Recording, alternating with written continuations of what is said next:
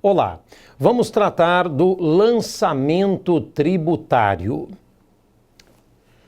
O lançamento tributário é um dos temas mais centrais do estudo do direito tributário no CTN e também um tema bastante solicitado em provas de concurso público. Num primeiro momento, encontramos uma menção ao lançamento tributário no artigo 3º do CTN, um dispositivo que conceitua o tributo. O que temos nesse dispositivo? Ali consta que o tributo é toda prestação pecuniária, em moeda ou em cujo valor nela se possa exprimir, que não constitua sanção de ato ilícito, instituída por meio de lei, e cobrada mediante atividade administrativa plenamente vinculada. Preste atenção a essa parte final. Cobrada mediante atividade administrativa plenamente vinculada. Esse ponto que consta da parte final do artigo 3º do CTN faz menção ao lançamento tributário. Em outras palavras, o tributo é uma prestação que só pode ser exigida mediante uma atividade administrativa plenamente vinculada. Portanto, o lançamento tributário, ele no artigo 3º é, digamos, alvo de uma insinuação. Agora, nós temos um outro dispositivo no CTN que traz mais detalhes, mais matizes sobre o lançamento tributário, que é o famoso artigo 142 do CTN. Com a sua permissão, eu irei ler o dispositivo, porque ele está repleto de particularidades. Preste atenção. Artigo 142. Compete privativamente à autoridade administrativa constituir o crédito tributário pelo lançamento. Assim entendido, veja, agora começa o conceito de lançamento. Assim entendido, o procedimento administrativo tendente a verificar a ocorrência do fato gerador, da obrigação correspondente, determinar a matéria tributável, calcular o montante do tributo devido, identificar o sujeito passivo e, sendo o caso, propor a aplicação da penalidade cabível. Parágrafo único. A autoridade administrativa de lançamento, a atividade administrativa de lançamento é vinculada e obrigatória, sob pena de responsabilidade funcional. Um dispositivo repleto de particularidades. Você pode perceber que o ato de lançar, ele é um ato vinculado e obrigatório. O que significa dizer que o lançamento não se aproxima do contexto de discricionariedade, vale dizer, da oportunidade ou conveniência. O lançamento é um ato que está balizado, que está regrado pela lei. E mais do que isso, no artigo 142, se mencionou quem deve lançar. E você ouviu as palavras quando eu li o dispositivo. Compete privativamente à autoridade administrativa constituir o crédito tributário pelo lançamento. Então, quem lança? Quem lança é a autoridade administrativa. E que autoridade é essa? A quem compete o ato vinculado de lançar? Aos auditores fiscais. Os auditores fiscais devem proceder ao lançamento.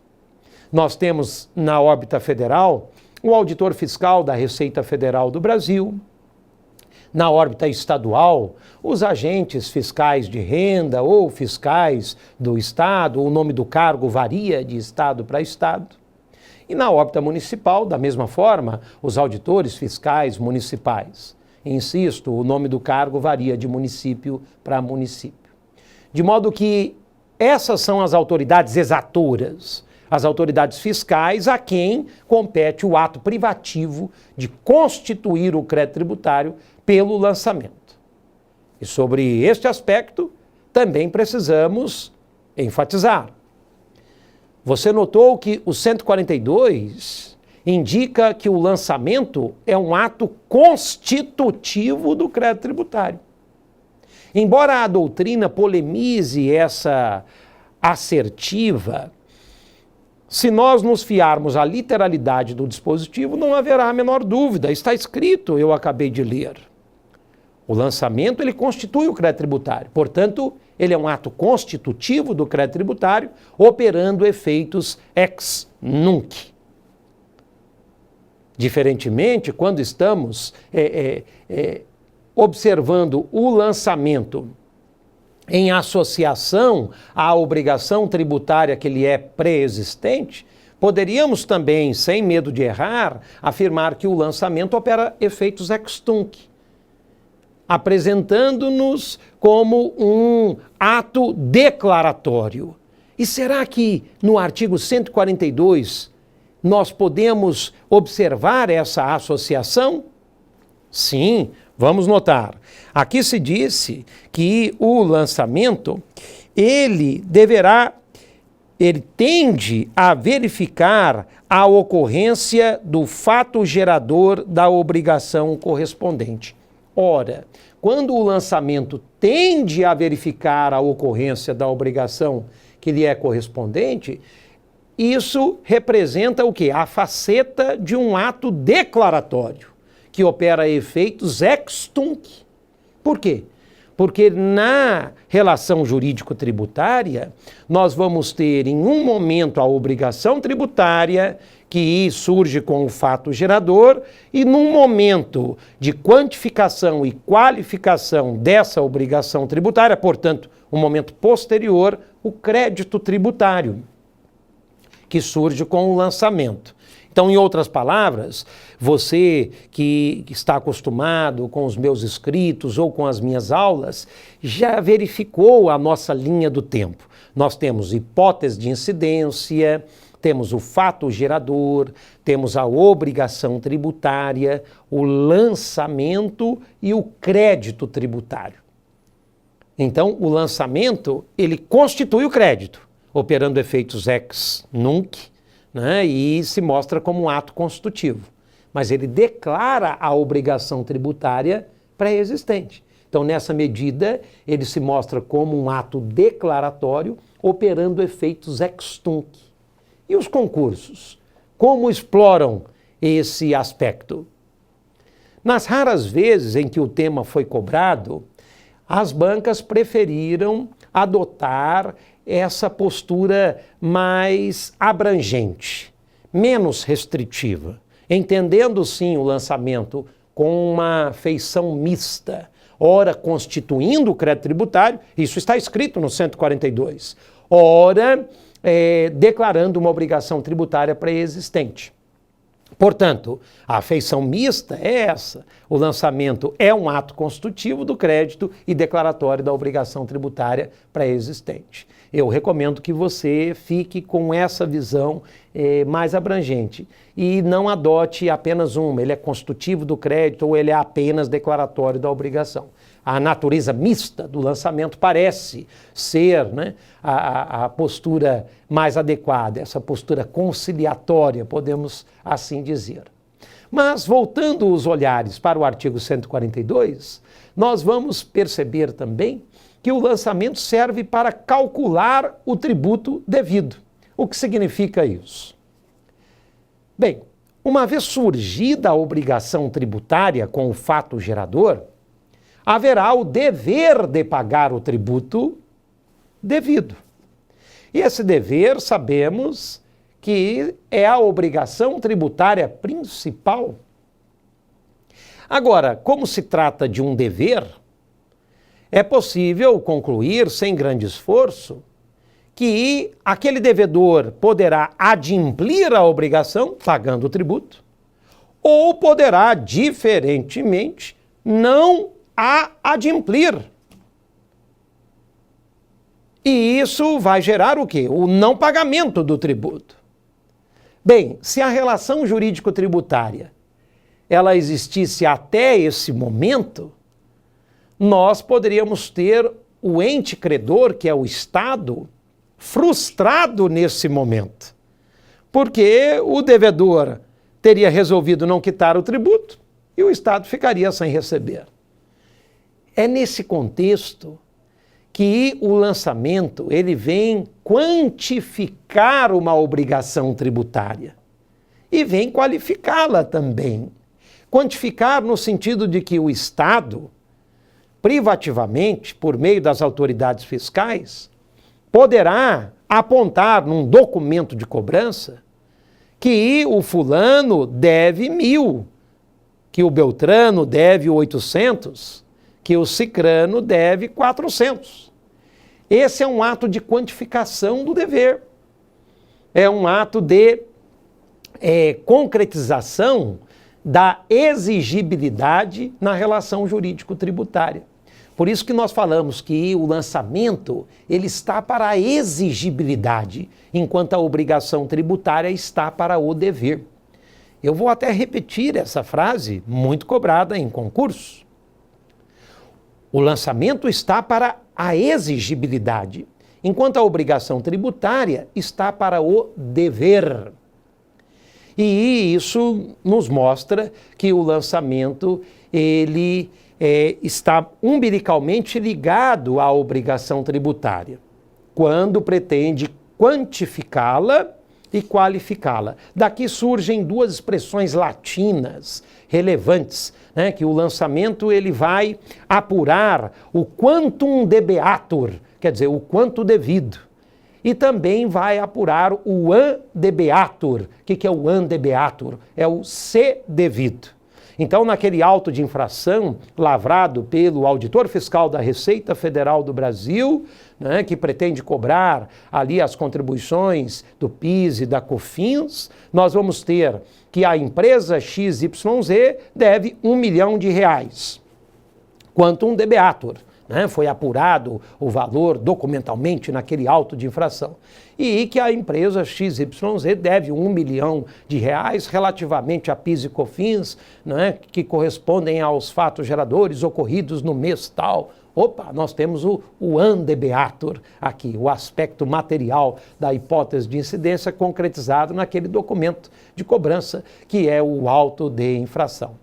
De modo que você apreciou mais um aspecto que consta da literalidade do artigo 142. Mas o comando eu fiz questão de ler porque ele traz outras particularidades. Note, aqui se diz que o lançamento ele também serve para identificar o sujeito passivo, né?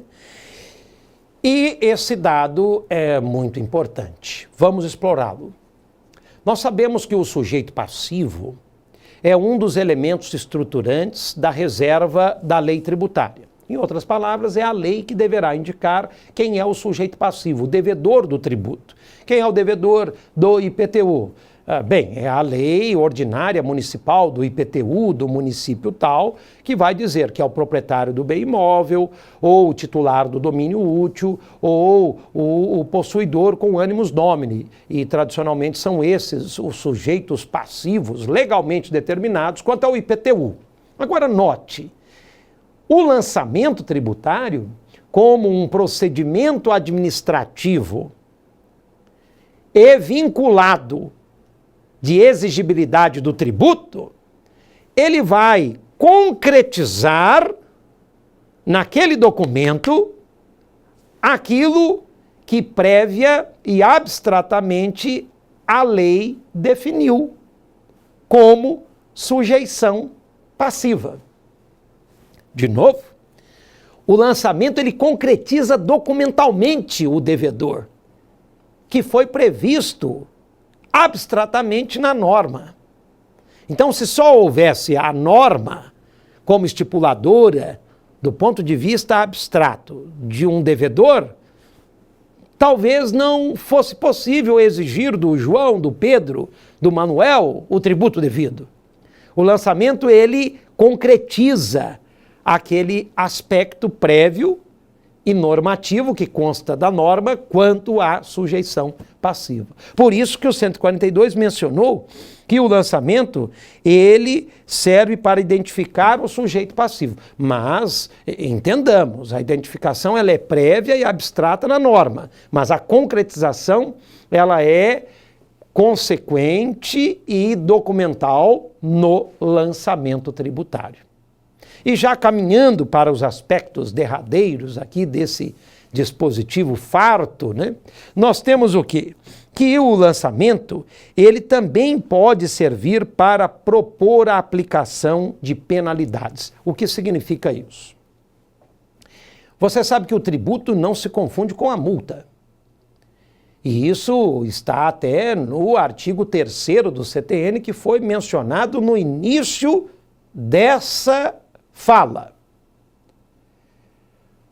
O tributo é uma prestação pecuniária, compulsória, em moeda ou em cujo valor nela se possa exprimir, que não constitua sanção de ato ilícito, instituída por meio de lei e cobrada mediante atividade administrativa plenamente vinculada. Artigo 3º do CTN. No próprio artigo 3º, você notou que o tributo não se confunde com a multa. Agora, o ato de pagar o tributo e o ato de pagar a multa, esses dois atos materializam a chamada obrigação tributária principal. E o ato de exigir o tributo e exigir a multa documentalmente, como se chama? Lançamento tributário. Então, o lançamento tributário é um procedimento administrativo de cobrança não só do tributo, mas também da multa. É possível que a autoridade fiscal compareça à empresa e faça a análise dos documentos pertinentes e note que os tributos estão sendo devidamente pagos, mas houve alguma determinada infração passível de multa e será lavrado um auto de infração exclusivamente para multa. Então você percebe que o lançamento tributário não é só para tributo. O lançamento tributário também serve para a exigibilidade das multas.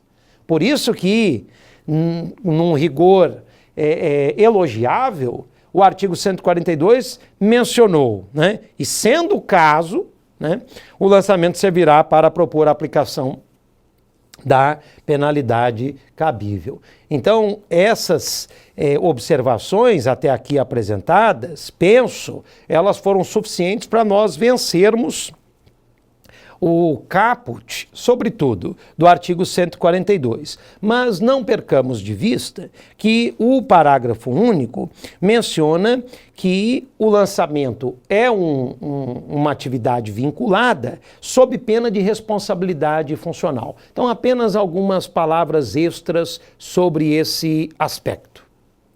A autoridade fiscal deverá se valer do lançamento para cobrar exatamente o que a lei impõe, nem mais, nem menos.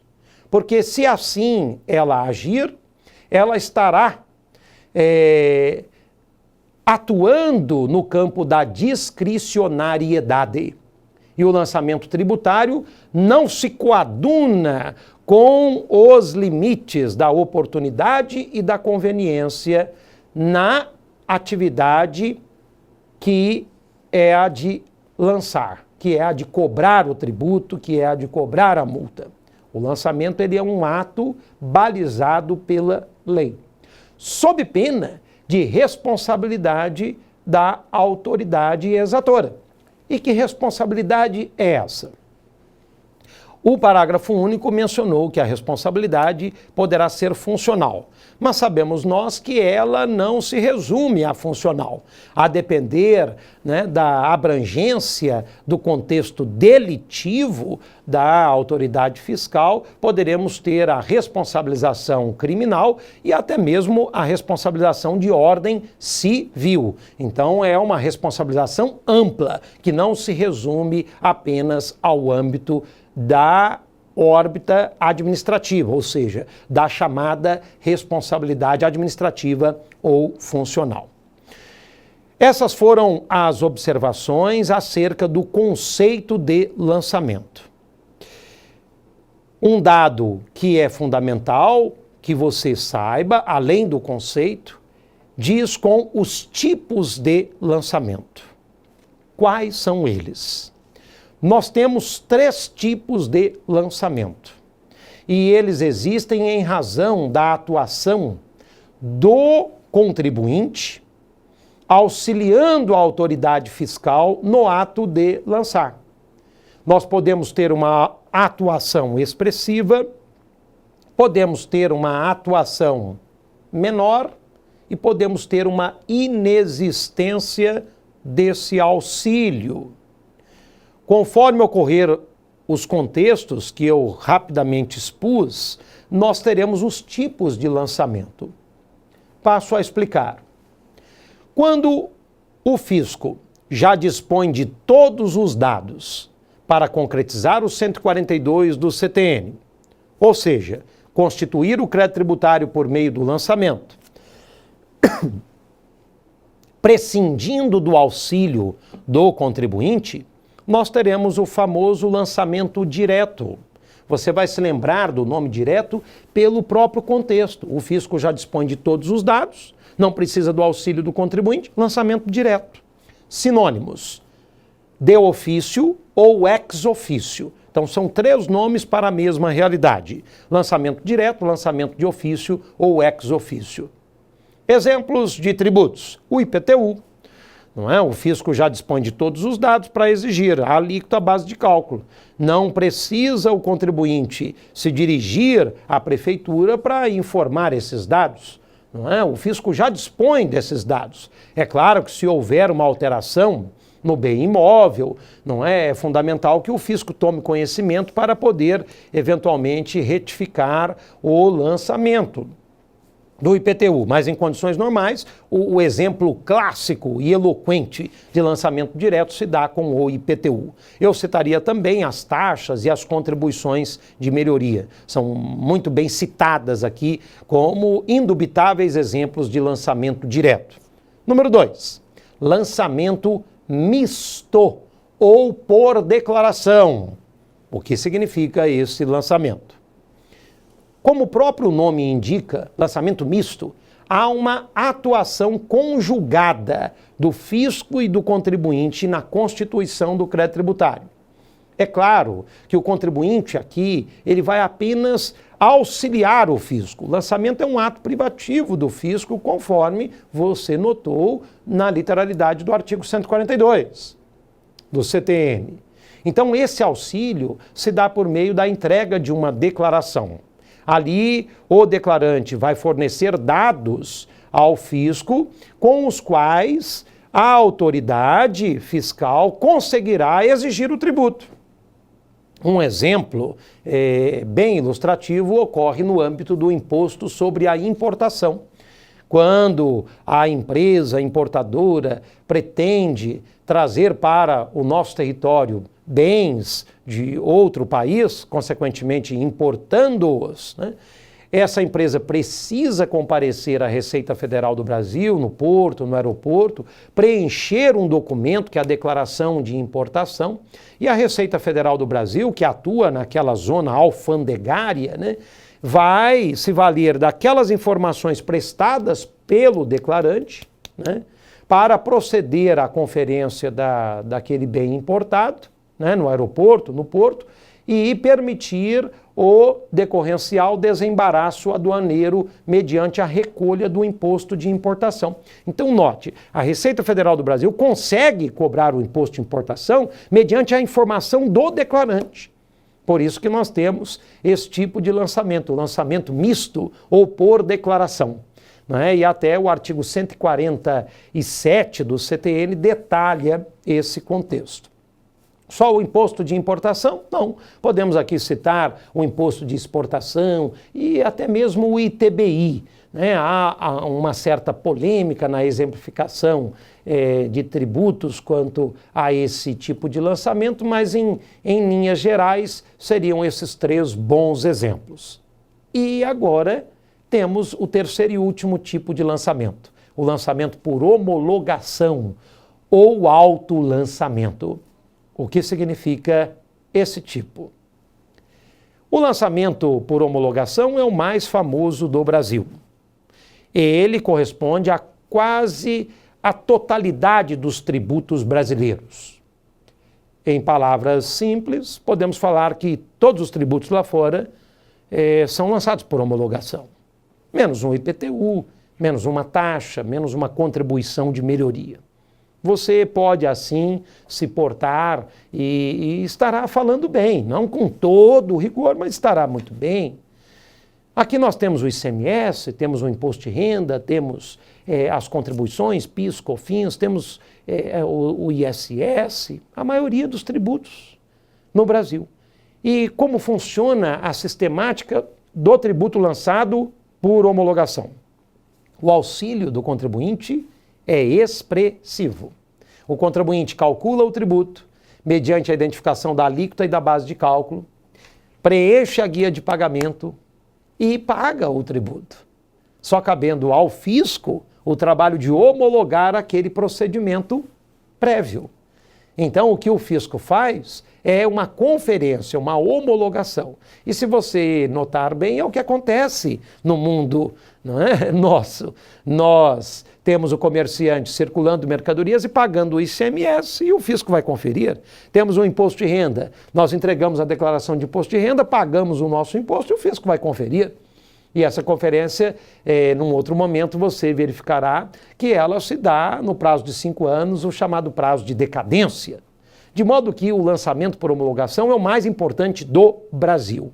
Não é?